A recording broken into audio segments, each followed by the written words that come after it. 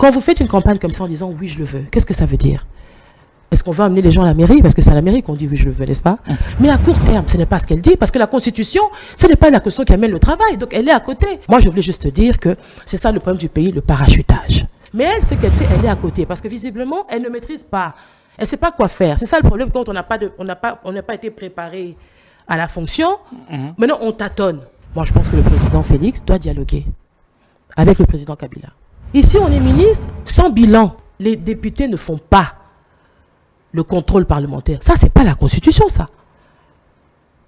Quand les fonctionnaires ne sont pas suffisamment payés à temps, c'est pas la Constitution qui empêche. Vous êtes d'accord avec moi?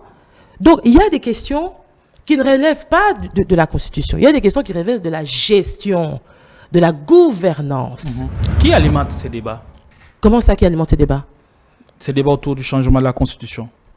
Mais moi, je ne sais pas, du jour au lendemain, on s'est réveillé. Et puis, il y a tout le monde qui passe à la télévision. Chacun vient exposer sa...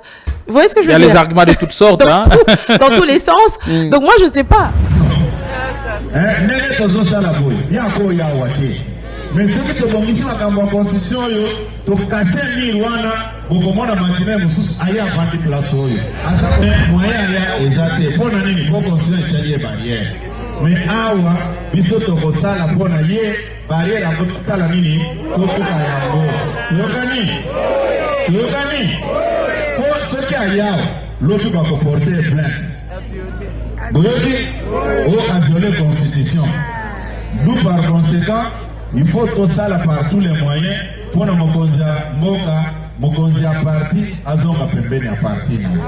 Moi, je pense que le débat, il est économique, il est social, il y a des défis énormes, quoi. Il est sécuritaire. On n'a pas encore terminé la question de l'Est, donc je pense qu'il faut peut-être alimenter le débat dans ce sens-là. Je peux comprendre qu'il y a des sujets politiques qui passionnent et tout, mais on doit être dans l'essentiel. Et souvent, on n'est pas dans l'essentiel, c'est ça. J'ai mis en rouge, devinez quoi? Terrasse 2304. 2034 terrasses sur une superficie de 6 points. Et quand demain vous êtes appelé aux responsabilités, vous n'allez pas tâtonner. Donc à Kalamou, je sais que c'est Kaouka qui est dans l'urgence par exemple. Kaouka 2. Dans l'urgence. Si on devait casser, si on devait réaménager, il faut commencer par.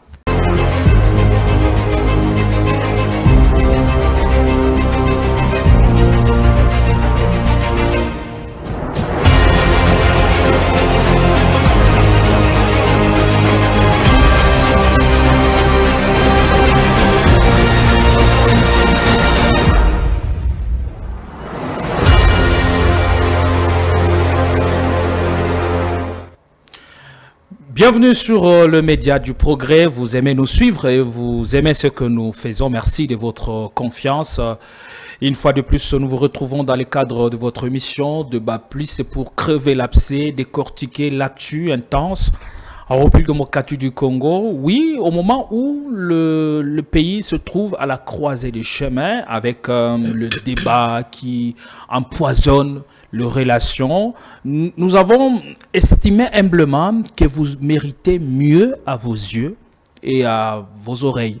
C'est ainsi que nous avons fait le choix de vous proposer des indispensables, ceux qui ont quelque chose à partager, qui ont leur intelligence à mettre à contribution de ce pays afin qu'il retombe sur ses jambes au moment où l'Est du pays reste sous occupation de l'agresseur, sous couvert de l'AFCM23 foison. Et comment faire pour que cette richesse enfin se transforme en matière pouvant profiter à l'ensemble de nos populations? Eh bien, il fait partie où elle fait partie des acteurs, des acteurs publics ou des acteurs politiques qui émergent dans le débat public, dont les analyses sont très appréciées par beaucoup de Congolais. Nous sommes très heureux, très honorés et une immense joie pour nous de recevoir sur ce plateau Madame Cynthia Koudoura. Oui, elle est à suivre avec beaucoup d'attention car ce qui sort d'elle En tout cas, ne passe pas sans changer les esprits et même nourrir l'âme. C'est ce dont notre pays a besoin au moment où la situation semble presque imputrescible. Nous sommes contents de vous recevoir, Madame Cynthia Koudoura. Soyez la bienvenue. Merci beaucoup, Monsieur Gédéon. C'est un honneur pour moi de recevoir, de répondre à votre invitation parce que c'est la première fois. Ah ouais.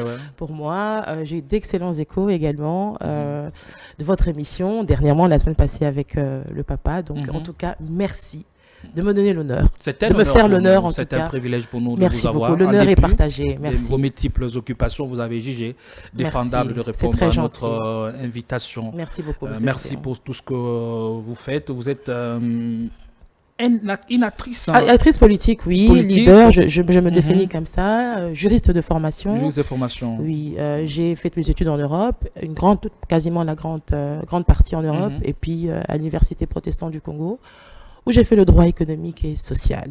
Voilà. Pourquoi le droit économique et social? Parce que moi, j'aime bien le droit. Bon, au départ, je voulais être médecin. Et puis, il s'avérait que mes talents, on m'a dit que je correspondais beaucoup mieux si je faisais le droit. Et donc, je me suis réorientée à partir de l'Europe, de la Belgique là-bas. Et puis, je suis venue à l'UPC. Et puis, j'ai commencé mon engagement politique très tôt, à 20 ans à peu près.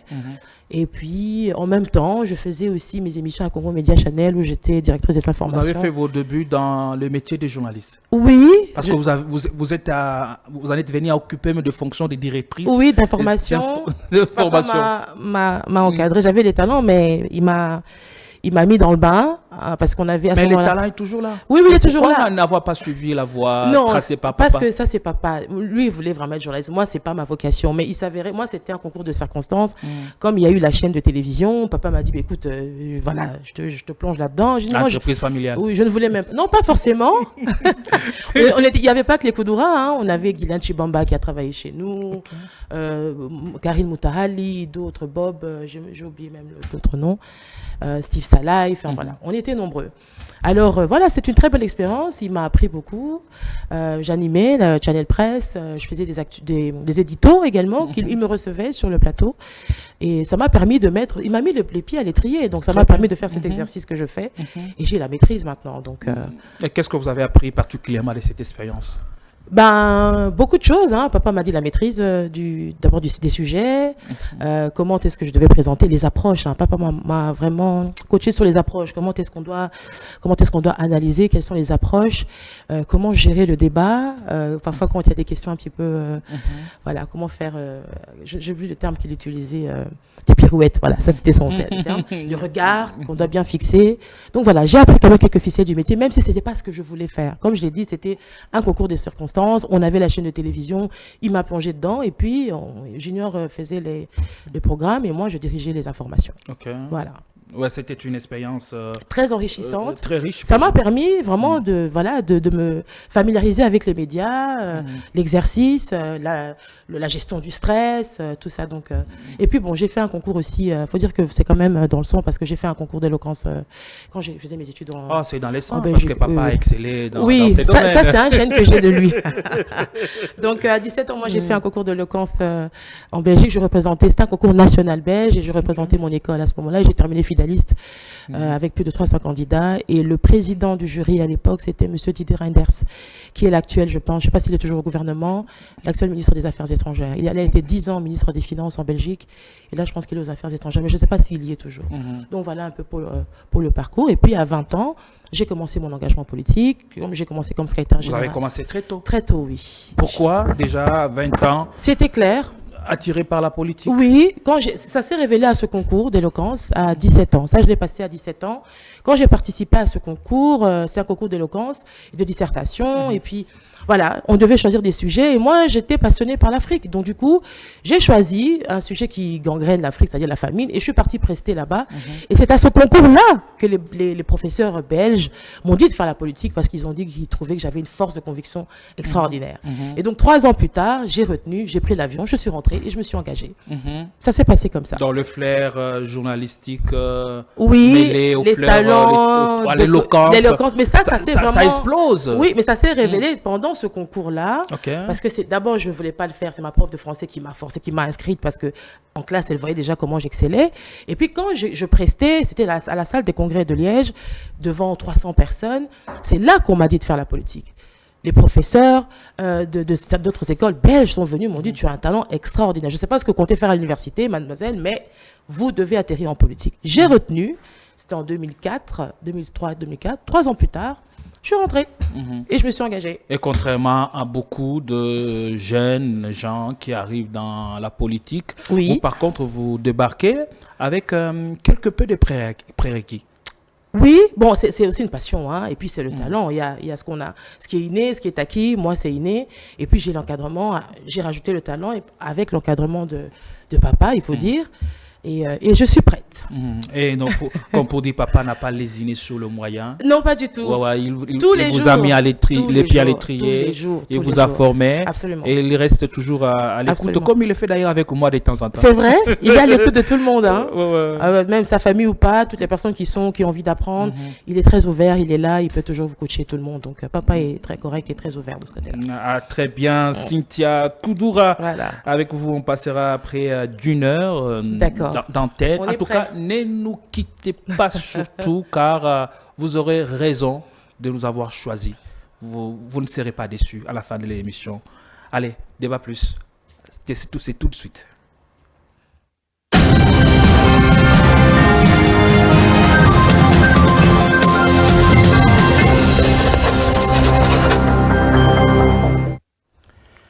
Le débat est ouvert avec Cynthia Koudoura. Parlons de la situation générale du pays. Vous savez que notre pays traverse des moments très difficiles. On ne peut plus tumultueux de son histoire politique. Absolument. Toutes les voix se sont présentées à nous et on les a saisies en quête de la paix. Nous sommes allés à Washington, on a signé des accords qui ont été entérinés en décembre 2025. 25, exact. Alors, quelle lecture faites-vous de ces accords qui ont été signés avec la RDC et ce qu'il en reste presque une année après? Exactement. Alors, merci beaucoup, M. Gédéon. Alors, ce que je peux dire sur ces accords-là, c'est que déjà, on ne peut pas reprocher au président de la République de chercher des voies et moyens. Ça, c'est un mérite qu'on peut lui donner, lui accorder, de chercher des solutions au regard de la situation, au regard des réalités qui sont nôtres. Ça, on ne peut pas lui reprocher. Maintenant, quand l'accord a été signé, moi, je suis juriste de formation et puis je suis analyste politique.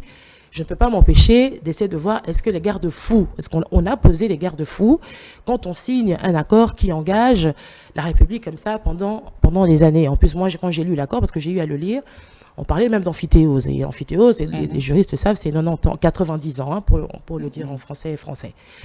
Alors, moi, j'ai quelques petites observations à faire sur cet accord. Déjà, j'avais regretté le fait que cet accord n'ait pas été discuté en Conseil des ministres, parce que les enjeux sont tels qu'il fallait que ça passe au Conseil des ministres et ensuite à l'Assemblée nationale. Moi, j'ai un regard très très critique à l'Assemblée nationale que je considère toujours comme corrompue. Mais même si elle est corrompue, ils sont importants. C'est une institution qui est importante parce que c'est la représentation nationale et à travers les députés, on a la possibilité, nous les Congolais, de suivre les débats et les questions qui nous préoccupent peuvent être posées. L'intérêt d'un tel accord d'être discuté, je vous donne un cas concret. Déjà, sur le volet économique, par exemple, moi je vais prendre l'aspect économique. Parce que l'aspect politique, j'ai déjà eu à parler sur ça. Et je pense que on a eu recours à une espèce de sous-traitance rwandaise. Ça, c'était mon point de vue sur l'aspect politique. Sur l'aspect économique maintenant, on ne sait pas, par exemple, le montant des minerais qu'on a donné ou qu'on donne pour exploitation. Pour moi, c'est un problème. Il aurait fallu, à mon sens, qu'on sache quelle est la valeur marchande de ce qu'on donne pour exploitation et s'il y a une contrepartie américaine, quelle est la contrepartie américaine, par exemple, en termes d'investissement. Voilà pourquoi on devait discuter. Mais comment on le saurait?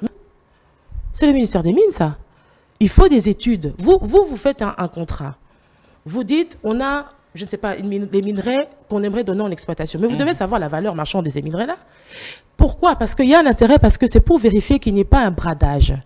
Et c'est en connaissant la valeur et surtout la contrepartie américaine qu'on peut savoir si oui ou non on brade ou on ne brade pas, pour ne pas tomber dans le cas de ces communes justement où on a dû faire un rééquilibrage. Quand vous faites les mines, c'est la fiscalité aussi. Quand vous faites un contrat comme ça, le ministère de l'économie, c'est pour ça qu'il fallait qu'on discute là-bas, devait pouvoir nous dire, même à l'Assemblée nationale, on gagne combien dans cette affaire-là? Le ministère des Mines est concerné. Le ministère des PME est concerné. S'il y a des entreprises américaines, par exemple, qui doivent venir s'implanter, on devait le savoir, n'est-ce pas? Le ministère du Commerce, parce qu'il y a une exploitation, il y aura une plus-value, il y aura peut-être vente, ou j'en sais rien. On doit savoir tout ça. Le ministère de l'Environnement, quand vous faites des exploitations, il y a des impacts environnementaux, n'est-ce pas? S'il y a des enfants qui travaillent là-bas, le ministère du Genre, Famille et Enfants, pour la protection des enfants, est concerné. Le ministère de l'Aménagement du Territoire, le ministère des Affaires foncières. Donc tout le gouvernement est concerné. Voilà l'intérêt d'en discuter au Conseil des ministres. Ensuite, l'Assemblée nationale devait, elle aussi, faire son contrôle, interpeller soit la Première ministre, soit chaque membre du gouvernement pour connaître de fond en comble ce qu'on gagne, quelle est la contrepartie congolaise. Ensuite, je dis aussi que c'est dans l'intérêt du président de la République, parce que normalement, moi en tant que juriste, je dois le dire, si on devait tenir compte de la loi des passations de marché, pour un marché qui dépasse 50 000 $, il fallait un appel d'offres. Il fallait un appel d'offres. Absolument nécessairement. Mais bon, ça a été fait comme ça a été fait, mais ce n'est pas tard. C'est ce que j'aimerais dire, c'est pas tard. On peut toujours faire des amendements, on peut toujours rééquilibrer, on peut toujours. Donc, il y a un intérêt, il faut être regardant, il faut que ça soit discuté. Et ça va protéger le président de la République. Bon, comment on en est arrivé là? Mais à la recherche... Un tel accord, est-ce parce que la RDC était en position de faiblesse et qu'on était à la recherche de la paix coûte que coûte? Je pense que oui, parce que je pense que un État, quand si on a les capacités d'opter pour une option militaire, à mon avis, je pense que tout État, c'est l'option. Moi qui vous parle ici, ça a toujours été mon option. Une option militaire. J'ai même été la première et l'unique à proposer la création d'un ministère de guerre. Moi, j'avais dit, étant donné la position géostratégique de la RDC, c'est-à-dire nous sommes au centre de l'Afrique, 9 pays voisins, et avec toutes les richesses qui sont nôtres et l'histoire de notre pays, dont nous avons toujours été victimes d'une prédation féroce, on devait avoir un ministère de la guerre différent d'un ministère de la Défense qui, lui, est beaucoup plus... La Défense est plus attentiste. Nous, on doit aller dans une logique de guerre, même préventive, pour faire peur, par rapport à la position géostratégique et avec vraiment une logique, une philosophie de guerre. Moi, c'était mon point de vue. Maintenant, après, je ne sais pas, il faut que j'étoffe encore et puis on verra peut-être plus tard. Mais la réalité des choses est que nous ne sommes pas en mesure de lever cette option militaire et de terminer une bonne fois pour toutes le problème que nous avons à l'est du pays. Et je pense que c'est la raison pour laquelle le président est parti chercher la solution d'un accord qui, pour moi, on peut dire que oui, il cherche, mais pour moi, on n'a pas assez posé de garde-fous. Pour moi, Cynthia. Donc, si on peut rééquilibrer ça, je pense que ce serait bien. Et je pense que tous les Congolais ont la même inquiétude. On doit savoir, parce qu'on ne sait pas qu'est-ce qu'on a signé, pour combien, quelle est la valeur, quelle est la contrepartie. Vous voyez, quels sont les sites qui ont été ciblés, parce qu'il y aura aussi un impact sur nos finances, les finances publiques de l'État. Parce que si la mine, c'est quand même un domaine qui rapporte beaucoup de recettes dans le budget, par exemple, du pays. Donc, s'il y a une grosse partie que vous donnez à l'étranger, par exemple, pour exploitation, il y aura un impact aussi sur nos finances et sur le budget. Donc, tout ça là avait un intérêt que vous voyez évident, d'en discuter, d'en débattre au Conseil des ministres, ensuite à l'Assemblée nationale, où les députés représentant la nation, justement, sont en mesure. Et je termine même les sénateurs, parce que les sénateurs représentent les provinces. Et c'est d'autant plus important que ça passe là-bas, parce que les sénateurs, si c'est par exemple, je ne sais pas moi, j'avance, je ne sais pas dans quelle province, les sénateurs représentant cette province-là vont aussi poser des questions parce que c'est chez eux. Donc, il y a un intérêt à ce que ça soit débattu. Et comment vous appelez cet accord qu'on nous a présenté comme l'accord Bon, on l'a présenté comme un accord de paix, mais est-ce que réellement elle renferme, au regard de tout ce que j'ai, toutes ces inquiétudes-là, est-ce que vraiment c'est la garantie de la paix? Je ne sais pas. Parce que s'il y a toutes ces zones d'ombre-là et que ça bardait, on revient à la case départ. Vous comprenez ce que je veux dire? Donc nous, le travail qu'on fait, moi je suis juriste de formation et puis je suis experte et puis je suis leader, je vois loin. C'est ça, quand vous êtes leader, vous devez voir loin. Là où les autres ne voient pas, ils sont peut-être fanatiques, mais moi je vois déjà les dangers, je dis il faut discuter. Et dans tous les cas, on peut toujours faire des amendements, des avenants, enfin, vous voyez ce que je veux dire? Mais il y a les États-Unis qui vont mettre plus de 500 milliards dans les investissements ici en République démocratique du Congo.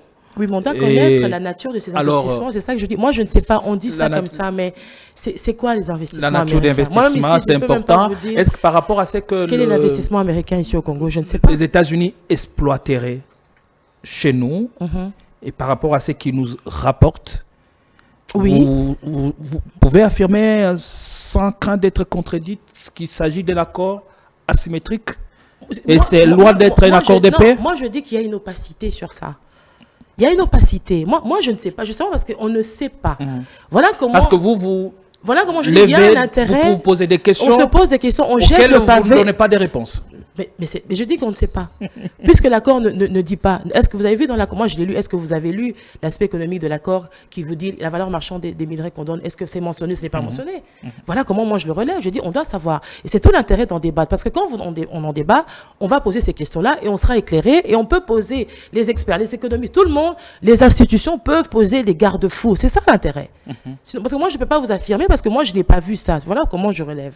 Voilà. Et plus d'une année après, sur terrain, l'espoir renaît ou la RDC est toujours dans une situation où l'on ne sait pas trouver l'autre bout du tunnel? L'idéal, c'est qu'on doit récupérer totalement nos territoires. Et moi, tant qu'on n'a pas récupéré nos territoires totalement, je peux pas dire qu'on ait réussi à 100%. Est-ce que cet accord... Je ne dis pas qu'il n'y a rien qui soit fait, mais je dis, on estime qu'on a réussi quand on aura récupéré tous nos territoires de fond en comble. C'est tout. Est-ce que cet accord suffit-il à lui-même? Ou il règle tout? Non, absolument pas. Toute la problématique? Non, du tout, parce que je l'ai dit, il faut... En fait, quand on est puissant, on n'a pas besoin de négocier. Tout simplement. Si vous êtes puissant, vous frappez. On a vu le cas de l'Iran, n'est-ce pas? Les Américains, en vrai, ils ont perdu cette guerre. On a vu, on frappe. C'est quand on n'est pas fort qu'on négocie, qu'on essaie de trouver des voies et moyens. C'est pour ça que je dis, on doit être lucide. Moi, je dis tout en négociant, si vous voulez, nous devons travailler l'aspect militaire, parce un pays ne peut pas avoir vocation à éternellement recommencer, enfin, à négocier. Non. Nos richesses, on doit arriver à être maître de nos richesses, de décider de nos richesses, avec qui on deal. On n'est pas la jachère d'un bloc occidental ou oriental. Non. Nous, la RDC, on doit pouvoir décider. Moi, je veux dealer avec M. Gédéon plutôt qu'avec M. X parce que je me retrouve, mes intérêts sont garantis dans votre partenariat. Mais pas nous se voir imposer. Parfois, je ne dis pas que c'est forcément le cas ici, mais imposer certains partenariats parce que nous subissons les dictats et tout ça, et puis nous sommes la jachère, c'est-à-dire qu'on est là, on nous utilise pour des intérêts, et nous, en réalité, on subit, on ne décide même pas des prix de nos matières premières, etc., qui en plus, on les prend, on va les transformer là-bas, et puis on nous les revend encore 5 fois, 10 fois plus cher. Et à quel titre le Rwanda est co-signateur de l'accord de Washington? C'est une sous-traitance. Moi, j'appelle ça comme c'est de la sous-traitance. On a fait du Rwanda des sous-traitants. Un sous-traitant.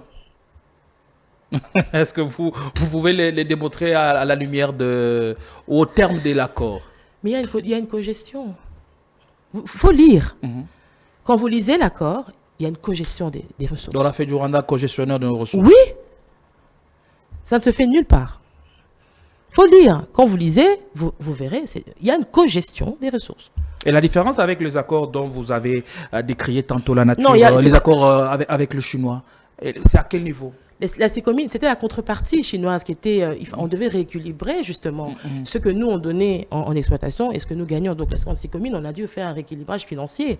Et c'est comme ça que je dis que... La différence à quel niveau? C'est-à-dire que là, au moins, ici, on ne sait pas... Avec l'accord Sicomine et l'accord Washington aujourd'hui sous Félix Tshisekedi. Moi j'anticipe. Je dis, il ne faut pas qu'on se retrouve comme dans le cas de la Sicomine où on a dû faire un rééquilibrage. Voilà comment je dis, en amont, on devait savoir la valeur marchande, c'est-à-dire ce que nous donnons en exploitation, ça vaut combien. Et puis la contrepartie américaine en termes d'investissement, parce qu'il faut savoir, c'est quels investissements. Vous voyez, moi, par exemple, si vous me citez un investissement là, à l'heure actuelle américain au Congo, je n'en connais pas. Si vous connaissez, dites-moi. On parle plus d'infrastructure. Oui, mais qu'on sache, ça doit être débattu, c'est combien, c'est quelle route, c'est quelle infrastructure, ça va nous rapporter combien.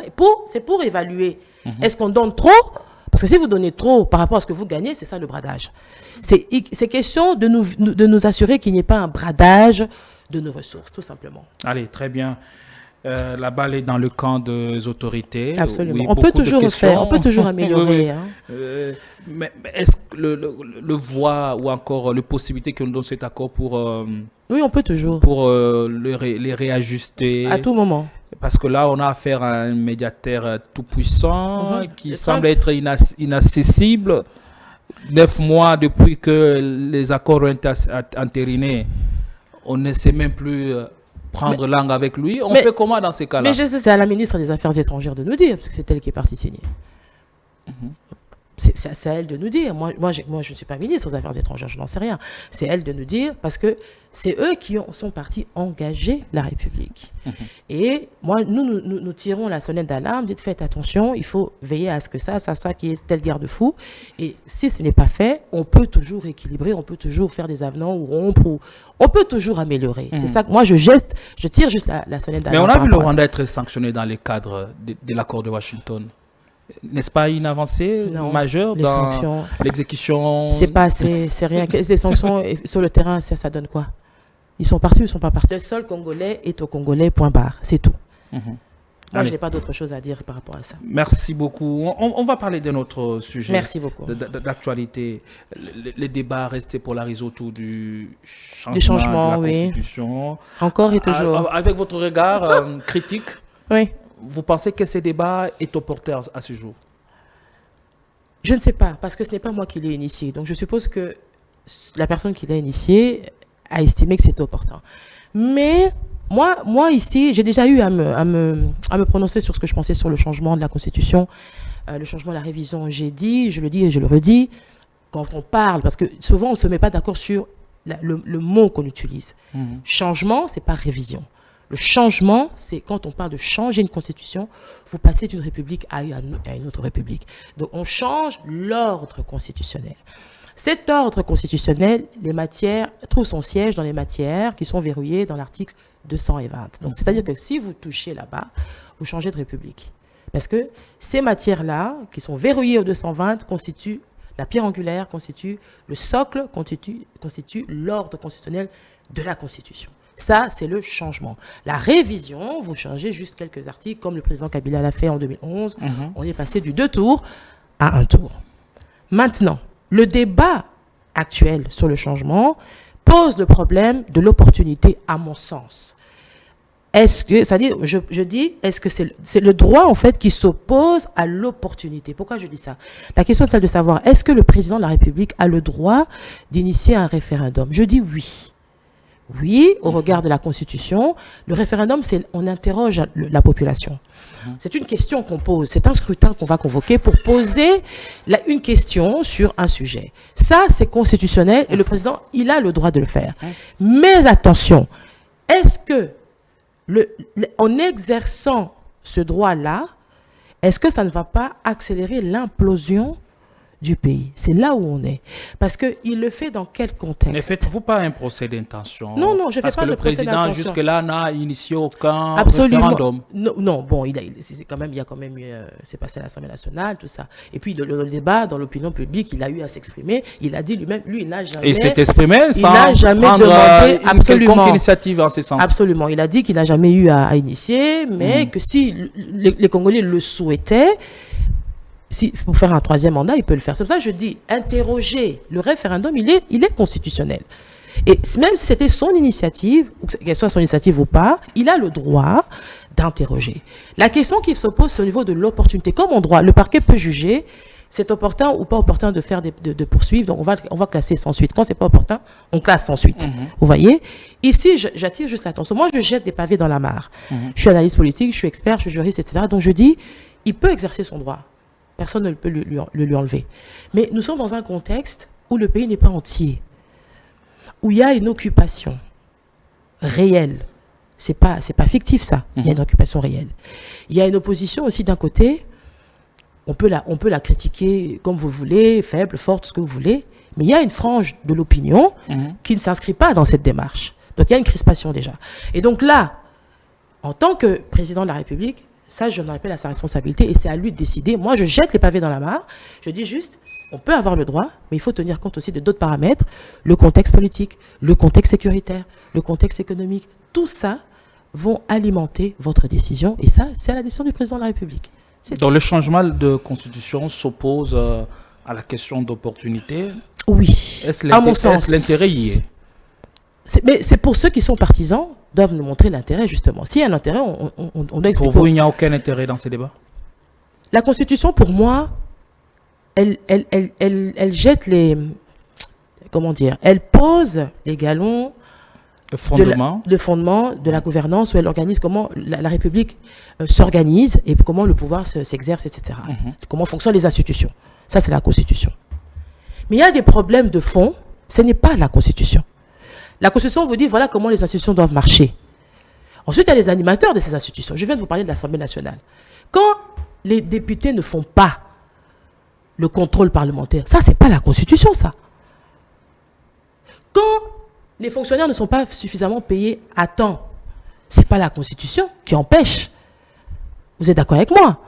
Donc, il y a des questions qui ne relèvent pas de la Constitution. Il y a des questions qui relèvent de la gestion, de la gouvernance. Ça, ce n'est pas du ressort de la Constitution. Et à mon sens, à moi, Cynthia, le problème de la RDC, nous avons un problème, pas des textes, nous avons un problème de gouvernance. Moi, je suis sur les animateurs. Et surtout, l'Assemblée nationale, qui, à mon sens, ne travaille pas correctement, ou pas assez. Pourquoi je dis ça? Parce que le contrôle, la démocratie, l'Assemblée nationale, c'est le siège de la démocratie. C'est le siège. Ils sont votés directement par nous, en principe, quand ils ne sont pas nommés. Ils sont votés directement. Ils ont mandat du peuple pour contrôler justement l'action gouvernementale. Et la symbolique, quand le gouvernement est investi, il est investi avec la Première ministre là-bas, devant l'Assemblée nationale. Donc, ils sont devant qui ils sont responsables. Donc, c'est eux qui doivent vous dire, Monsieur Gédéon, nous sommes dans un pays ici, 97% ou 80% des jeunes en âge de travailler ne travaillent pas. Pourquoi? Vous êtes ministre à l'emploi, du travail et de la prévoyance sociale, par exemple. Pourquoi? Combien d'emplois avez-vous prévu de créer? Où en sommes-nous? N'est-ce pas? S'il y a de l'argent qui devait être décaissé pour, je ne sais pas, moi, pour tel travail, j'en sais très rien, on doit savoir, on a décaissé à hauteur de combien? Ça, c'est le travers de l'Assemblée nationale, en permanence. Et le constat malheureux est que l'Assemblée nationale, souvent, les députés, ils protègent les ministres. Ils sont protégés. Et du coup, c'est difficile d'avoir des résultats. C'est difficile d'avoir des résultats. Mais comment soutenir dans un tel contexte la bonne gouvernance dès lors que les institutions doivent fonctionner telles qu'elles doivent fonctionner, comme vous le voyez sur d'autres cieux, comme en France, où même carrément le gouvernement a été censuré à 2 reprises, je ne sais plus combien de fois là.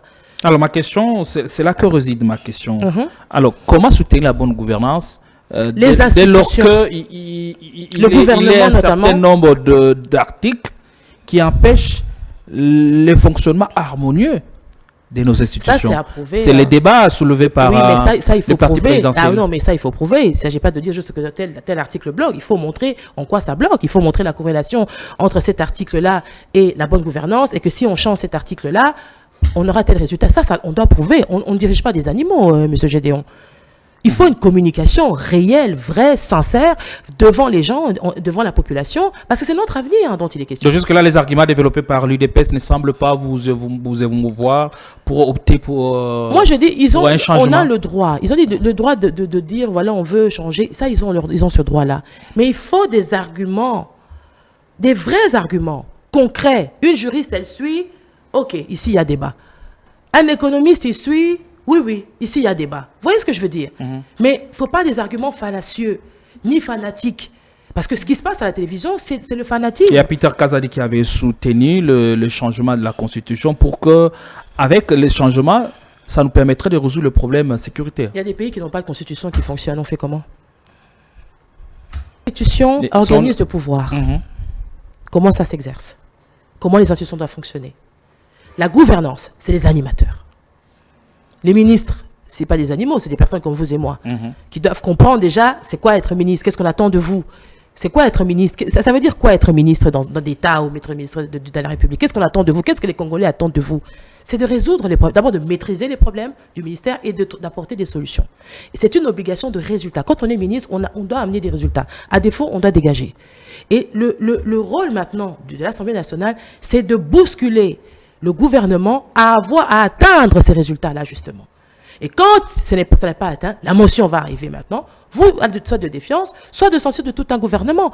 Si on arrive à ça, vous verrez que le pays va avancer. Vous verrez que le pays va avancer. Parce qu'on va sur... Il y a pas, moi, je viens d'Europe, hein, j'ai fait un mois. D'abord, c'est un environnement, j'ai grandi là-bas. Donc, moi, comme j'ai grandi en Europe, c'est peut-être mon défaut. J'ai vu des pays organisés, comment ça s'organise. Tu payes ton impôt, il y a des routes. Tu sais, il y a des infrastructures. Tu peux prendre ton train. La vie est facile en termes de... Tu sais, on a résolu certains problèmes. Se mouvoir, se soigner. Ce sont des choses que les Européens ont réussi. L'administration, ils ont réussi ça. Moi, j'ai grandi dans cet environnement-là. Donc ici, la gestion congolaise me perd. Je ne comprends pas. Parce que moi, j'ai grandi dans un environnement où l'État fonctionne. L'administration fonctionne. Vous payez, vous voyez le service. Vous voyez, il y a des obligations de résultats. Ce qui n'est pas notre cas. Ici, on est ministre sans bilan. Qui alimente ces débats? Comment ça, qui alimente ces débats? Ces débats autour du changement de la Constitution. Mais moi, je ne sais pas, du jour au lendemain, on s'est réveillé. Et puis, il y a tout le monde qui passe à la télévision. Chacun vient exposer sa... Vous voyez ce que je veux dire? Il y a les arguments de toutes sortes. Dans tous les sens. Donc, moi, je ne sais pas. Moi, je pense que le débat, il est économique, il est social. Il y a des défis énormes, quoi. Il est sécuritaire. On n'a pas encore terminé la question de l'Est. Donc, je pense qu'il faut peut-être alimenter le débat dans ce sens-là. Je peux comprendre qu'il y a des sujets politiques qui passionnent et tout, mais on doit être dans l'essentiel. Et souvent, on n'est pas dans l'essentiel. C'est ça le problème du pays. Parce qu'on peut changer une autre constitution, en avoir la meilleure, etc. Parce qu'aucun texte n'est parfait, hein, c'est pas ça. Mais est-ce que c'est une garantie? Parce que quand vous connaissez un peu comment nous fonctionnons, est-ce que c'est vraiment la garantie? Mais que le souhait du chef de l'État soit de changer la constitution, de rempiler pour un troisième mandat, ou de jouer la carte du glissement, ou même de partir, ou de céder à la loi des rangs de l'alternance au sommet de l'État, comme ses détracteurs lui demandent.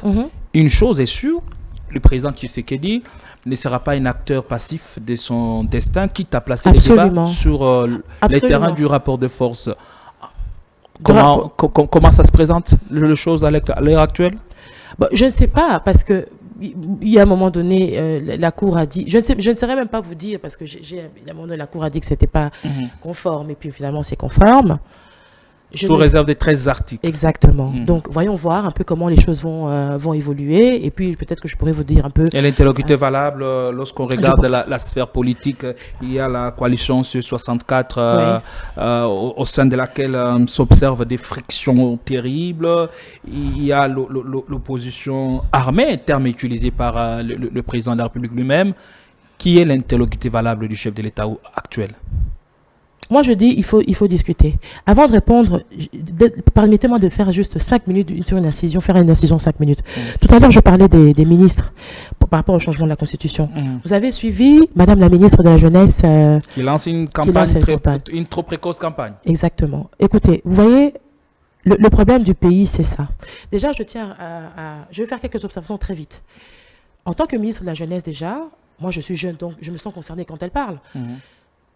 Souvent, Madame la ministre, elle a l'habitude de prêcher pendant qu'elle est ministre. Je tiens à préciser ici, encore une fois, moi je suis conformiste, je me conforme au texte. L'article 1er de notre Constitution dit que l'État est laïque. Il n'est pas normalement, à l'état actuel des choses, c'est la laïcité. Quand vous êtes investi de votre statut de ministre, vous ne pouvez pas prêcher au même moment parce que vous représentez l'État. Et l'État, à moins de changer, quand vous dites vous changez la Constitution, vous dites qu'on n'est plus un État laïque ou maintenant on a une religion d'État, ça c'est autre chose. Un État, c'est la laïcité. Donc ça, ce n'est pas normal. Ensuite, Madame la ministre, elle s'embrouille. Pardonnez-moi de le dire comme ça. Moi, je ne suis pas une parvenue. Et c'est ça le problème. Et j'ai beaucoup de respect pour les femmes. C'est une femme comme moi, une jeune comme moi. Je n'ai aucun problème personnel avec elle. Mais l'urgence dans laquelle nous nous trouvons ici, en RDC, on ne peut pas accepter des choses comme ça. Quand vous faites une campagne comme ça en disant « oui, je le veux », qu'est-ce que ça veut dire? Est-ce qu'on veut amener les gens à la mairie? Parce que c'est à la mairie qu'on dit « oui, je le veux », n'est-ce pas? Je pense que c'est je pense que c'est pas ça. Non. Soyons sérieux. Les jeunes, qu'est-ce qu'ils veulent? Le travail. Un jeune va te dire « oui, je veux le travail. Oui, je veux une stabilité. » Parce que la jeunesse, elle a plusieurs séquences. N'est-ce pas? C'est toute une vie. Déjà, moi, ministre de la Jeunesse, ou moi, à sa place, je ne peux pas faire ce qu'elle fait là. Elle s'embrouille. Ce qu'il faut faire, un, état généraux de la jeunesse. Savoir quels sont les problèmes de la jeunesse. Deux, identifier cette jeunesse. Cette jeunesse, elle est plurielle. Il y a une jeunesse ouvrière ou paysanne. À l'intérieur. Vous voyez que la jeunesse urbaine, mais à l'intérieur, il y a des jeunes, pêcheurs, agriculteurs. Il faut aller à leur rencontre. Il y a une jeunesse estudiantine, professionnelle, désœuvrée. Il faut arriver à identifier tous ces jeunes-là. Ensuite, maintenant, voir quels sont parce qu'ils ont des problèmes spécifiques. Elle ne peut pas tout résoudre. Mais elle dit avoir initié des consultations à l'issue desquelles oui, non, on a vu... elle est arrivée à ces constats malheureux et d'où la nécessité d'organiser cette marche projetée pour le 12 août Mais la Constitution ne donne pas le travail, et les jeunes sont dans une situation de précarité parce que la Constitution ne leur consacre pas autant d'articles. Mais ce n'est pas vrai. Je m'inscris en faux, c'est pas vrai. La Constitution ne donne pas le travail. Elle est ministre de la jeunesse. Qu'est-ce que ça veut dire être ministre de la jeunesse? Elle est la patronne de toute la jeunesse dans sa pluralité. Ici, ce qu'il faut faire, je veux dire, identifier. D'abord, cette jeunesse-là, c'est qui? Elle est où? Et quels sont les problèmes spécifiques? Ensuite, on conseille des ministres. Parce que le problème de ministère de la jeunesse, il est creux. C'est un concept, excusez-moi, creux. Il faut rattacher le ministère de la Jeunesse à l'entrepreneuriat, à l'emploi et travail, à la formation professionnelle, une jeunesse sportive. C'est là où les jeunes vont trouver leur compte. Alors, c'est pas le problème? Non. À court et moyen terme, elle peut faire des actions ponctuelles. Mais porter des projets. Oui. À long terme, c'est l'action du gouvernement. Il faut une coordination. Il faut une coordination du gouvernement tout entier pour que les jeunes puissent sentir ils ont du travail, c'est le ministère de l'économie, c'est le ministère des PME, c'est le ministère du commerce, c'est le tissu économique. Quand si elle part par exemple à l'intérieur, elle trouve des jeunes pêcheurs qui leur disent par exemple, nous ici on n'arrive pas à faire ça, on va faire ça. Elle peut faire une action ponctuelle, leur amener le matériel. Mais il y a un ministère de la pêche. Et élevage. Élevage. Au conseil de ministres, il faut, et elle porte-parole de tous ces jeunes-là, au conseil de ministres, voilà, nous, on a tel problème, il faut des solutions là-bas. Mais à court terme, ce n'est pas ce qu'elle dit, parce que la Constitution, ce n'est pas la Constitution qui amène le travail, donc elle est à côté. Et même quand elle va à New York, c'est pas ça. Moi, je suis une ancienne diaspora, je vous l'ai dit, j'ai vécu toute ma vie, j'ai fait 20 ans en Europe. C'est qu'il faut, la diaspora a le souci d'un jour de rentrer chez nous ici. Mais dans quelles conditions on va le faire? Donc le jeu se joue ici en RDC. Moi, je voulais juste dire que c'est ça le problème du pays, le parachutage. Quand on veut diriger M. Gédéon, on se prépare à la fonction. Et ce problème, ce n'est pas le contenu. Bon, je reviens maintenant. Le contenu. Je reviens rapidement maintenant. En rapport avec le ministère de la Jeunesse. Moi, ministre, en tout cas de la Jeunesse, je ne peux pas être perdu comme ça. Et je ne vais certainement pas m'occuper de la sexualité par demande de dire des jeunes, alors en distribuant des préservatifs, alors qu'on a des défis importants quand même. Je reviens maintenant à votre question de dialogue. On s'attarde un peu sur ça. Aujourd'hui, d'accord. Le ministère de la Jeunesse, à quel contenu? Il n'y en a pas suffisamment à mon sens, c'est ce que je dis, parce que... Et comment remettre toute la responsabilité sur Grace Coutinho? Non, parce qu'il y a des structures. Il y a un fonds, par exemple, qui est destiné, je sais, dans les structures du ministère de la Jeunesse, il y a des fonds, il y a des structures. Il y a des brigades agricoles, il y a des structures comme le fonds qui est destiné à la jeunesse, où on peut soutenir des projets pour des jeunes. C'est comme ça que je dis qu'elle a une action ponctuelle, elle peut, avec les fonds qu'on donne au ministère, elle peut aider les jeunes à court et à moyen terme. Ça, elle peut le faire. Et moi, même si je suis ministre demain, on n'aura pas toujours toutes les solutions. Ce qu'on peut faire, c'est vous aller à l'encontre de ces jeunes-là, vous les écoutez. Moi, je peux être là. Moi, je suis votre ministre, c'est la ministre Koudoura. Qu'est-ce que je peux faire pour vous? Et on écoute. Ils peuvent vous donner des idées parce qu'eux sont là-bas, ils maîtrisent. Et alors, on fait des propositions. Mais je dis aussi, elle ne peut pas tout résoudre. Ça, je dois le dire parce qu'à long terme, les problèmes des jeunes, je l'ai dit, la jeunesse a des séquences, c'est toute la vie. Les jeunes d'aujourd'hui, c'est les vieux de demain. Donc quand on est jeune, on pense déjà à notre retraite. On pense à notre santé, on doit se loger, on doit ceci. C'est tous ces défis-là. Elle, maintenant, elle porte parole de tout ça. Et au Conseil des ministres, par exemple, le problème du travail. Pourquoi est-ce qu'on n'appelle pas aussi le ministre du Travail? On a un pays, 70% des jeunes au chômage, on n'entend jamais le ministre, Madame Coutinho à l'Assemblée nationale là-bas, avec le ministre du Travail, avec le ministre de l'Économie. C'est la coordination, c'est la politique du gouvernement tout entier, tout entière, pardon, sur le travail des jeunes, le logement des jeunes, la sécurité sociale des jeunes, la santé des jeunes, l'éducation des jeunes. Tous les ministères sont concernés. Et Madame la Première ministre doit maintenant bouger aussi son gouvernement pour que les jeunes aussi nous sentions. Mais le ministère en lui-même, il est creux. Il faut le rattacher à l'entrepreneuriat parce que c'est là où vous aidez le jeune. Quand vous donnez des projets, tout le monde rêve d'avoir un numéro matricule. C'est pas normal ça. On n'a pas tous vocation à être des fonctionnaires. Et Dieu merci, non.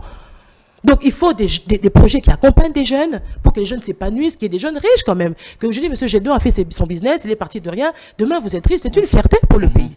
Et le pays doit pouvoir accompagner ce genre de projet agricole, ce que vous voulez, n'est-ce pas? Et puis, tout le gouvernement travaille, l'économie, le tissu économique se porte bien et il y a un boom économique. Et vous verrez, vous terminez vos études, les entreprises vous cherchent, vous recrutent et là, on va sentir. Mais elle, ce qu'elle fait, elle est à côté parce que visiblement, elle ne maîtrise pas.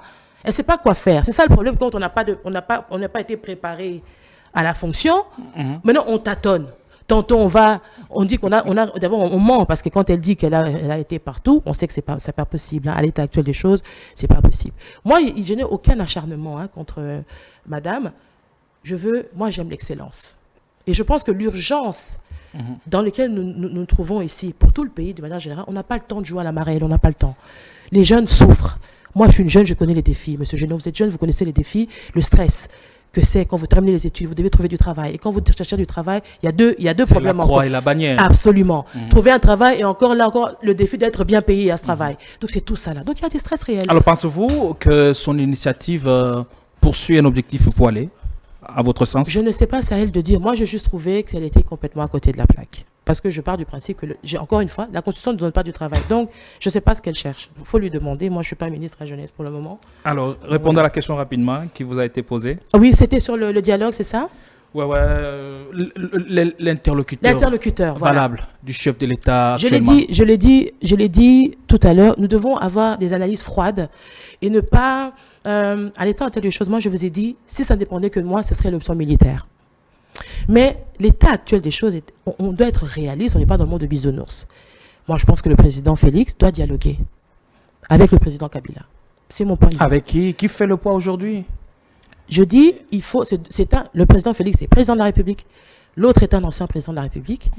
Pour l'intérêt du pays, ils doivent se parler. Moi, je ne sais pas comment on peut envisager, peut-être que je vais me faire démonter quand je dis ça, mais je ne sais pas comment on peut envisager le fait qu'il n'y ait pas un dialogue au regard de la situation. Il faut parler.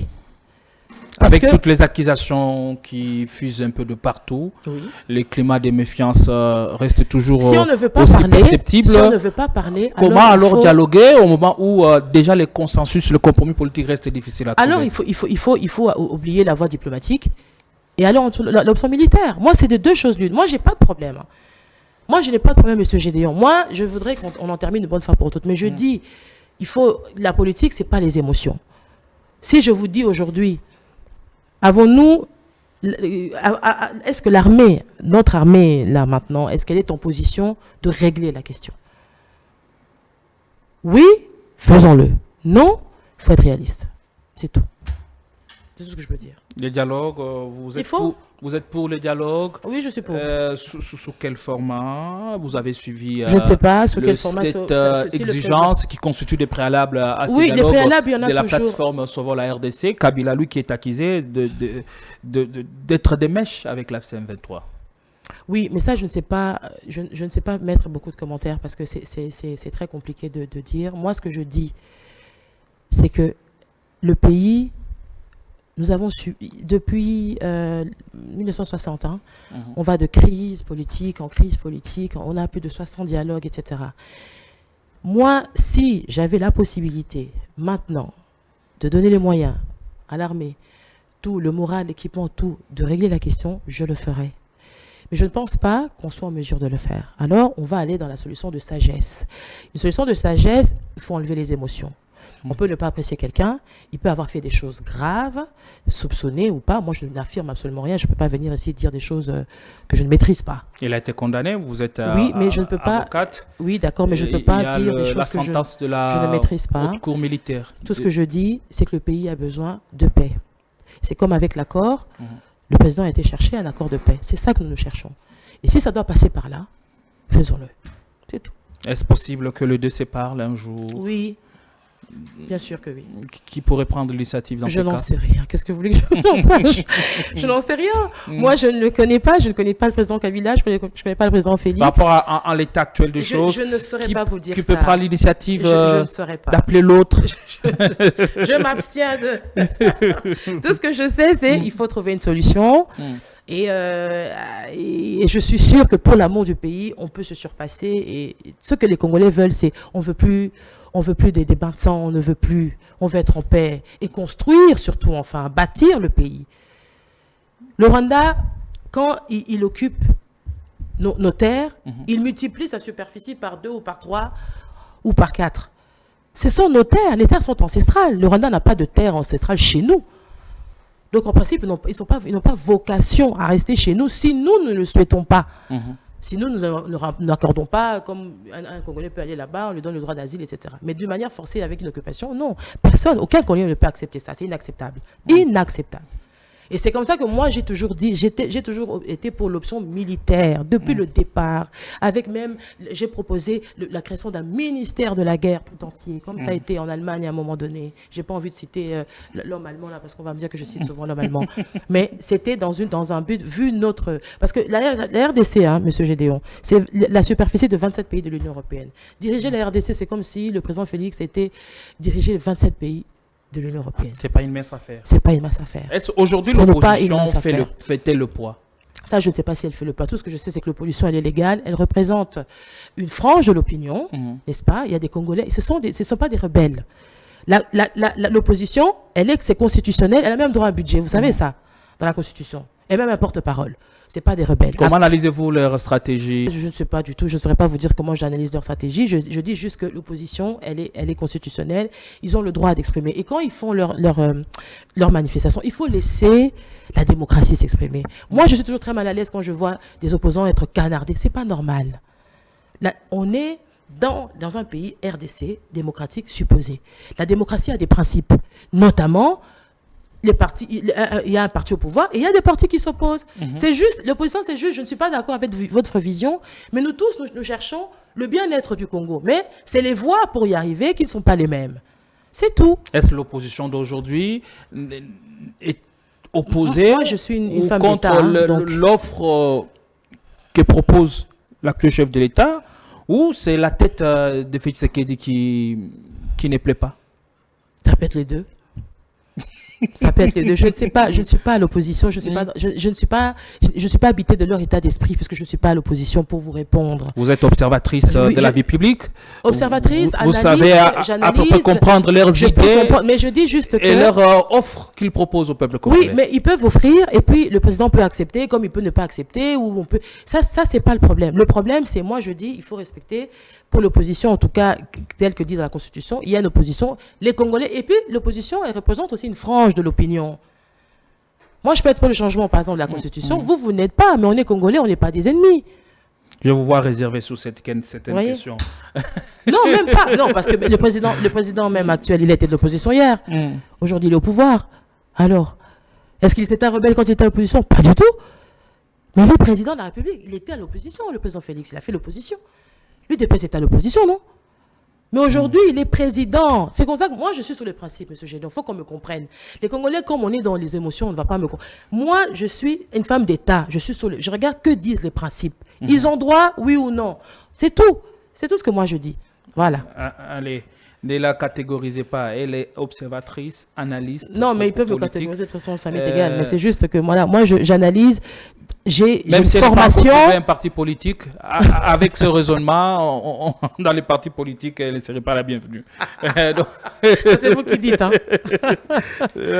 Ça, c'est vous qui dites. Alors, quels sont les préalables au dialogue national et inclusif. Pour les préalables, il faut effectivement une décrispation. Le dialogue, en vrai... Ça passe par quoi, la décrispation politique? C'est pour ça que je dis, quand il y a des sujets qui fâchent, il faut temporiser. Ça ne veut pas dire qu'on est faible. Non, non, non. Ça veut dire qu'on est mature, on est responsable, on est sage. Il faut temporiser. Il y a des sujets qui fâchent, il y a des sujets qui crispent. Et on peut y revenir un peu plus tard. Mais quand le climat politique est tel que c'est vraiment compliqué, on peut geler. L'essentiel, c'est d'arriver à trouver une cohésion. Et puis, le dialogue, c'est juste c'est ponctuel. C'est pas ça qui crée généralement, ou qui résout le problème dans le fond, généralement. Parce que quand je l'ai dit, depuis 60, on a eu combien de dialogues? Plus de 60 dialogues. Conciliabule, tout ça. Mais il faut travailler. Mais c'est ça, justement. Donc, nous devons arriver à un moment donné à briser le cycle. Comment?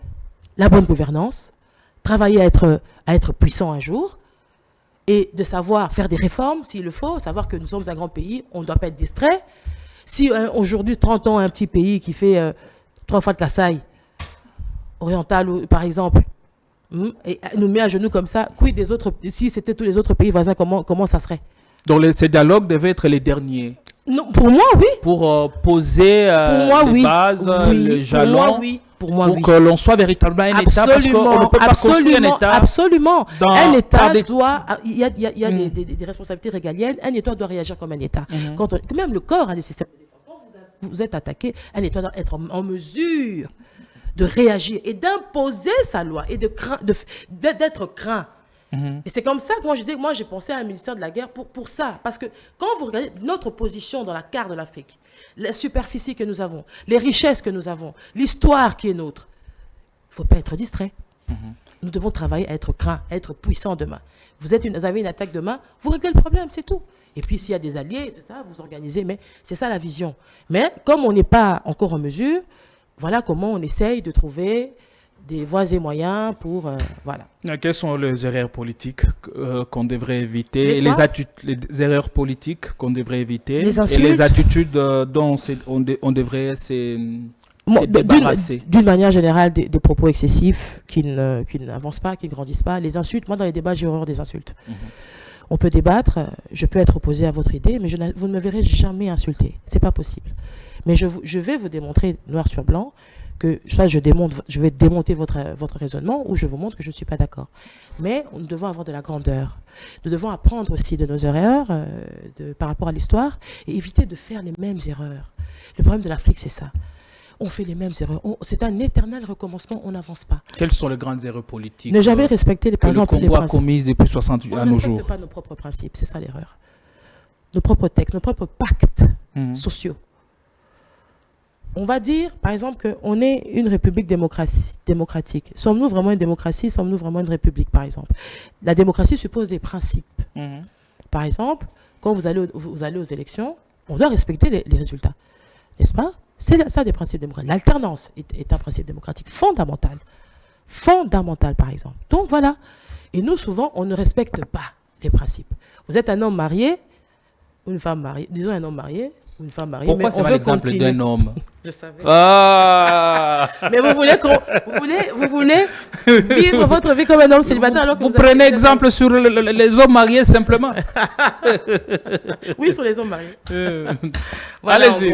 Non, mais c'est-à-dire vous avez un statut. Quand on a un statut, ça suppose un comportement. C'est ça que je veux dire. De la même avec la République. Quand la République, on dit que c'est une démocratie, il y a des principes démocratiques à ça.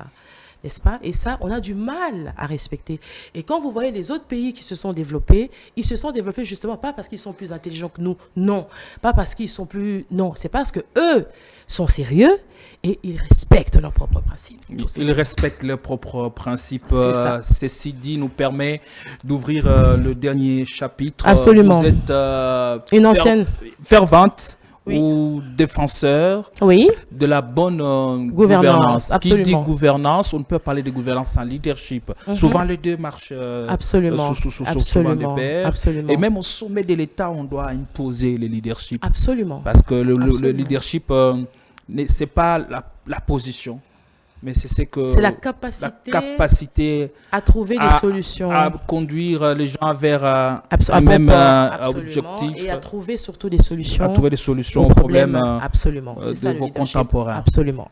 Allez, vous nous avez préparé quelque chose. Oui, pour introduire, c'est-à-dire que je suis une ancienne candidate, peut-être que vous ne l'avez pas mentionné lors de l'introduction, aux élections provinciales, les dernières élections de 2023, et je m'étais présentée à la commune de Calamon. Une bonne expérience.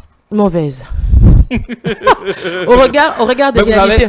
Vous avez pris de l'épaisseur, vous avez été... Absolument, non, mauvaise... Vous en êtes sorti acquéri. Mauvaise au regard du climat qu'il y a eu autour. Okay. Vous comprenez, hein? Et ceux qui ont été proclamés ne sont pas forcément les gagnants, on va dire ça comme ça. Bref. Ce que je voulais illustrer aujourd'hui, c'est que moi, et souvent, j'ai un podcast, Monsieur Gédéon, que j'anime depuis 6 mois maintenant, où j'analyse justement les sujets d'actualité. Et le dimanche, je fais un sujet de société pour l'éveil patriotique, justement. Très bien. J'ai même lancé une page, je pense qu'on pourra la balancer à un moment donné, une page officielle sur moi pour Cynthia Koudoura, gouvernance et leadership, que je viens à peine de lancer maintenant. C'est une page que je vous invite vraiment, les Congolais, à participer, parce que je la fais dynamique pour participer. Et le problème, c'est que la participation citoyenne n'est pas dans notre culture. Nous, les Congolais, généralement, on ne nous associe pas dans la gestion, ou on ne s'y intéresse pas, ou on se retire, ou on ne pose jamais des questions. Et j'ai voulu cette page vraiment dynamique, et j'invite vraiment les Congolais, tout au long de, voilà, pendant que je l'anime, quand je pose des questions, c'est pour que eux soient au centre du débat. Par exemple, comme je dis, je viens de l'Europe, quand on veut faire même un parc, le bourgmestre envoie souvent une lettre aux habitants pour savoir, voilà, on a envie de faire un parc, qu'est-ce que vous pensez? Et c'est ça que j'ai envie, quand je parle du nouveau leadership que j'incarne, c'est ça, une autre manière de gérer et de rompre avec la culture politique très attentiste comme ça, où les Congolais sont perdus, ne sont pas au cœur de l'action. Et dans cette page Facebook que j'ai lancée, je la veux dynamique. Et les réponses, quand je pose des questions, je prends le pouls de la société, j'ai besoin que les Congolais adhèrent, commentent, etc. Pour que ça va me permettre de prendre ces sujets-là et d'en faire des sujets même des lives de TikTok où on peut échanger et ensemble on condense et je peux porter haut justement certaines réformes. Alors quand j'interviens souvent sur la ville de Kinshasa, ça c'est mon leitmotiv et j'ai apporté justement une problématique capitale qui concerne la capitale, une des communes de Kinshasa. Oui, c'est-à-dire que j'ai pris le travail que j'ai eu à faire lors des dernières élections et je voulais vous montrer souvent quand je fais mes interventions, je parle de planification. D'accord? Et quand j'ai fait mon travail de truc, j'ai fait la planification. Je l'ai faite comment? J'avais des données chiffrées, j'ai travaillé avec des experts. Moi, je n'étais pas une candidate, je ne fais jamais rien comme les autres. J'avais les données de ma commune, l'historique de ma commune. J'avais tout. On peut nous illustrer les données? Donc, comme je le disais lors de la campagne, d'abord, je dis que la planification, quand on parle de planification, c'est l'article 91 de la Constitution, c'est-à-dire que la Première ministre, en concertation avec le Président de la République, définit la politique de la nation. Moi, en tant qu'ancienne députée, ancien candidat député, j'ai planifié au provincial en 2023. Composition division administrative 2021. Oui. Je peux aller, est-ce qu'on va bien m'entendre? Allez-y. Okay. Comme je disais, ça c'est M. Gédéon et tous les Congolais qui me suivent aujourd'hui. Voilà ce que j'avais fait pour ma commune, la commune de Calamou, la planification que j'ai eu à faire lors des élections. Et toutes ces données-là, c'est des données que j'ai eues avec le travail que j'ai eu à faire avec les experts. Ici, j'avais représenté les 18 quartiers de Calamou. Et les données que vous voyez ici, c'est la densité au kilomètre carré, c'est-à-dire le nombre d'habitants au kilomètre carré. Quand vous regardez de Matongé 1 jusqu'à Kimbangu 3 là-bas, vous voyez des bâtonnets là en rouge. Ce que ça veut dire, c'est que une telle planification, c'est que moi, en tant que dirigeant ou dirigeante ou future dirigeante, j'ai les données de ma commune. J'ai le nombre de quartiers, j'ai cette espèce de ligne que vous voyez là, ça représentait le nombre de parcelles dans chaque quartier. Et puis ça, ici, c'est la densité, donc le nombre d'habitants. Parce que quand j'ai fait la campagne et quand j'allais un peu de porte à porte et tout, vous constatez que les gens sont entassés, surtout à Kimbangu là-bas, il y a une parcelle, il y a trop de gens qui vivent de manière entassée. Et c'est ça que ce graphique représente. Et qu'est-ce qu'on constate ici? Kaouka 1, c'est le quartier le plus dense. Le plus dense. Suivi, talonné de Matongé 2, ensuite Matongé 1. Qu'est-ce que ça veut dire pour un dirigeant? Ça veut dire que demain, à supposer que vous voulez faire un aménagement du territoire, vous savez exactement par quel quartier vous allez commencer, par détruire ou casser au niveau de Kaouka 1. Si je peux voir l'autre, et ainsi de suite. Donc vous avez les priorités qui viennent là. Ici, j'avais l'état de la question des unités socio-économiques par secteur. Dans ma commune, dans la commune de Calamou, j'avais toutes les activités économiques du secteur d'activité, comme le titre le dit, c'est-à-dire le nombre de boutiques, de dépôts et tout. J'ai mis en rouge, devinez quoi? Terrasse, 2304. 2034 terrasses, sur une superficie de 6,6 km. Qu'est-ce que ça sous-entend? Mais c'est une commune qui je ne sais pas, je ne vais pas. C'est une commune qui est festive. Parce que si vous voyez, par exemple, je suis sûr que le nombre d'églises, le nombre d'écoles n'est pas à 2000. Il n'est pas normal. Si vous voulez une jeunesse. Réguler ce secteur. Il faut réguler. Et on ne peut pas empêcher aux gens de faire leur commerce. On se met bien d'accord. Quelqu'un a le droit de faire son commerce. Mais je dis, quand vous faites la planification en tant que futur dirigeant, ici, pour moi, il y a un problème, je l'ai mis en rouge. Il faut réguler. Même si la commune, elle est festive, on aime bien manger, boire, etc., faire la fête, etc. Et les nombres d'écoles, c'est combien? Ici, je ne l'avais pas représenté, mais je pourrais vous emmener le truc. En tout cas, on n'était pas à 1000 écoles, en tout cas. On n'était même pas à 1000 écoles. Bon. Non, même pas à 1000 écoles. Donc voilà, il me reste le dernier graphique. Voilà. Ici, c'est un graphique que j'ai conçu également. Je l'ai conçu, ce que vous voyez, on appelle des graphiques camembert ici. J'ai représenté toutes les 24 communes de la ville de Kinshasa. Toutes les 24, selon leur densité. Okay. Donc, j'ai classé. Et la commune ici que vous voyez en violet ou en purple, comme on dit en anglais, 7948 km², c'est Maluku. C'est Maluku. Donc, vous voyez, Maluku, c'est le 3/4 en termes de superficie de la ville de Kinshasa. C'est Maluku. Talonné par Ntsele. Ntsele, c'est ici, 898 km². Et ensuite, Mongafola, en jaune ici. Mongafola, 237,78 km². Ensuite, c'est Mbenseke. Et ensuite, c'est Massina et toutes les autres petites communes. Et tout. Quand on a une donnée comme ça, monsieur GD, moi, je peux maintenant projeter les actions concrètes. On a, par exemple, si je prends sur le plan de, je sais pas, de la mobilité, par exemple, qu'est-ce que je constate? On se constate qu'il y a une concentration ici. Mais ici, on a beaucoup d'espace ici. Donc, ce qu'on peut faire, c'est essayer de reculer. Maluku, c'est les 3/4 de Kinshasa. Et il n'y a aucune raison qu'on soit entassé comme on est entassé. Donc, on peut créer des zones, des nouvelles cités pour faire en sorte que les gens reculent même, qu'on aille vers un truc. Ou alors, on peut garder ça comme ça. Tout dépend de la vision qu'on veut donner. On dit, voilà, on fait Maluku Nsele, par exemple, des réserves foncières, par exemple. Ou on installe des zones industrielles ou agricoles. Vous voyez ce que je veux dire? Donc, c'est un faux argument de dire qu'à Kinshasa, on est nombreux. Oui, et la ville n'arrive plus à nous contenir. Non, ça dépend de pour combien d'habitants la ville a été construite. Tout dépend. Parce que, regarde, ici... Là, vous proposez l'érection d'une nouvelle ville, carrément. Non, on peut décentraliser. OK. Si la ville... Moi, j'avais proposé à un moment donné, si la ville... parce que Kinshasa, c'est quand même la capitale. Et si, quand on crée une ville comme la nôtre, comme capitale, il faut réfléchir. Quand vous créez, par exemple, une ville, la planification, Kinshasa, c'est une ville. Mais en plus, elle a un double statut, ville-province. Il faudra réfléchir. Est-ce qu'on veut que ce soit seulement une province ou une ville ou les deux? On doit réfléchir. Ensuite, la manière dont on construit une ville touristique n'est pas de la même que quand on construit une ville administrative. Ce sont des options qu'on lève. Washington, D.C., ce n'est pas New York, ce n'est pas Los Angeles. Une ville administrative, vous verrez, à D.C., c'est une ville administrative.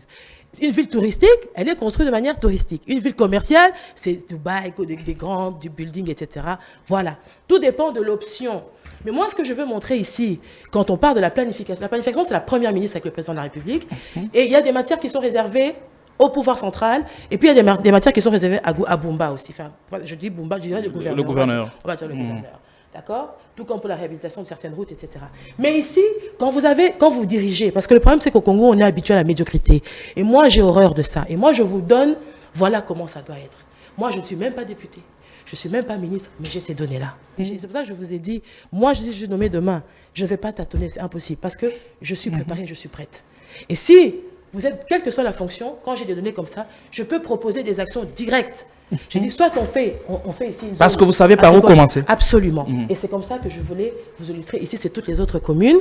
Et puis, vous avez une idée, même ceux qui ne le savaient pas, voilà, notre commune de Kinshasa. Et Kinshasa est une ville administrative, touristique ou comment? Administrative, hein. C'est la capitale. Elle est construite à la manière des grandes villes administratives. Oui. Mais on peut changer, excusez-moi, on peut changer. Hein. Tout dépend de la vision.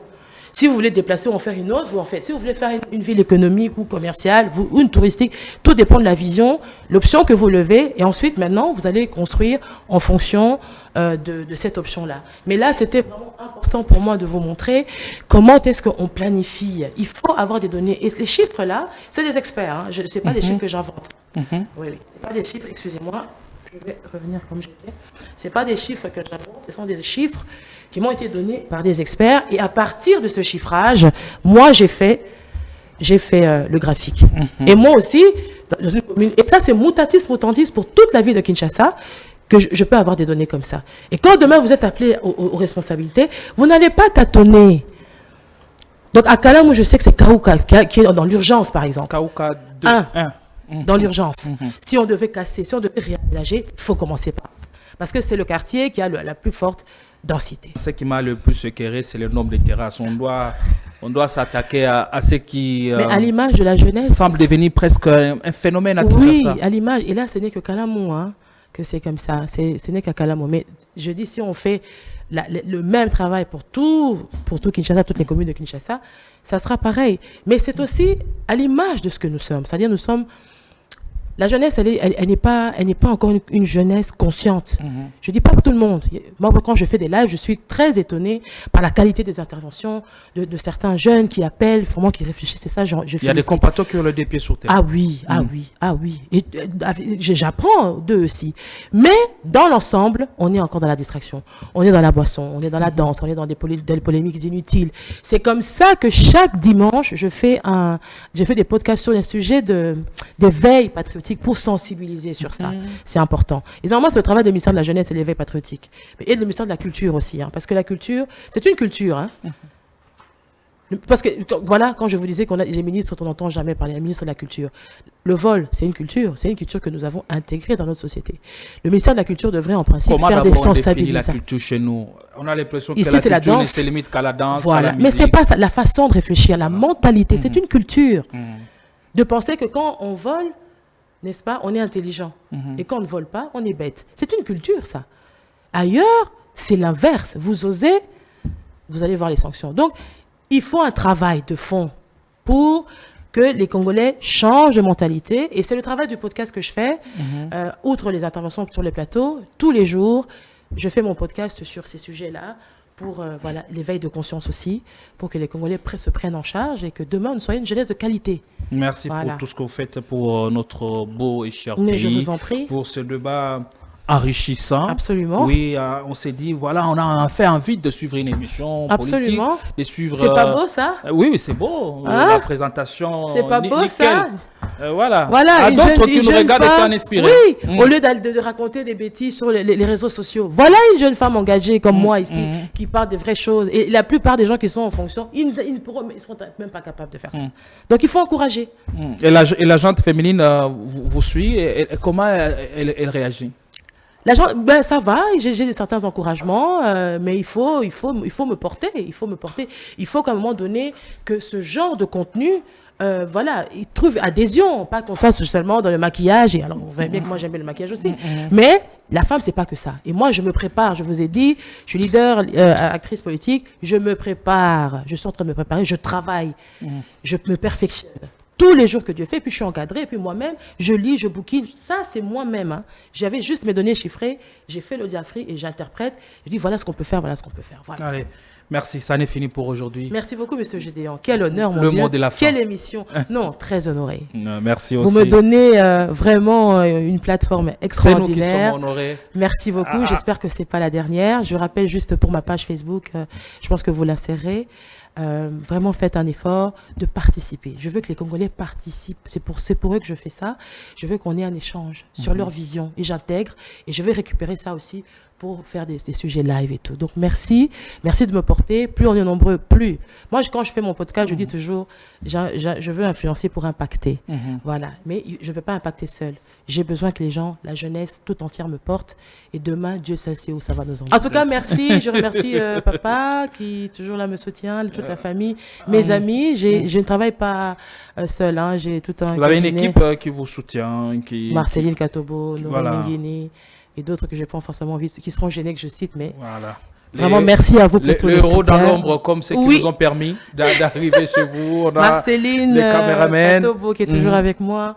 Honoré Mingini, Stéphanie Falia, Monsieur Kodora Kassongo. Ils sont très nombreux. Ils sont nombreux. Voilà. Merci. Ma maman aussi, je la salue là où elle est. Merci beaucoup. Allez, je vous retrouve prochainement avec la même dose de plaisir. Suivez l'émission avec délectation, sans modération. Regardez et regardez. Allez, coupez les extraits, mettez sur les réseaux sociaux. Vous en avez entièrement droit. Quant à moi, je retourne prochainement avec le même plaisir. Ou si ce n'est pas moi, vous allez retrouver la présentation Lisetta Sabata. Allez, bon début de week-end à toutes Merci et beaucoup. à chacun. Au revoir.